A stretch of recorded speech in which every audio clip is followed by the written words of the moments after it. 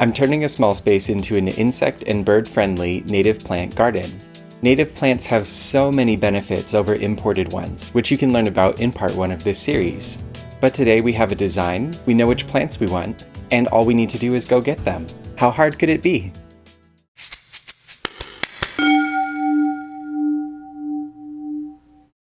We started at the department store garden center. Nothing was labeled as native.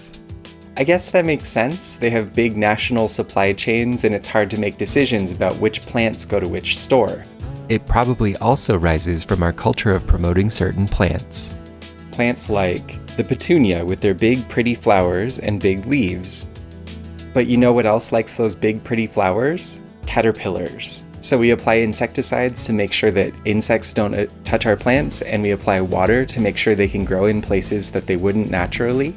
All so that we can match those magazines and TV shows that we've seen, rather than creating a unique piece of art using the species that are available to us.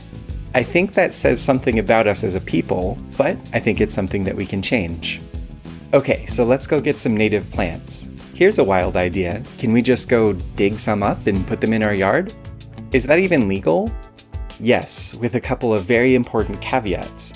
One is that you need the permission of the landowner, including if the landowner is the government, and also you're not allowed to disturb or remove protected species.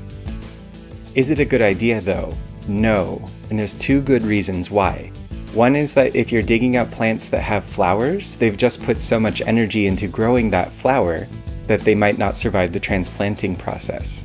Second, if you imagine a world where everybody just goes out into the fields and digs up whatever they want and puts it in their own private yards, that's not a good world for plants or people. So if we shouldn't do it on a macro level, we shouldn't do it as individuals either. The good news is that there's lots of plant nurseries that are dedicated to growing native plants. I had to do some digging to find a list in my area. I found a list of native plant suppliers, including one right up the street. Unfortunately, they're not open yet, so we found out how to buy native plants, but have to wait a bit.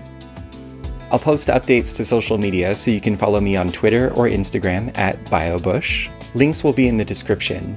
I'll post an update video later in the season once everything is established to let you know how things are working.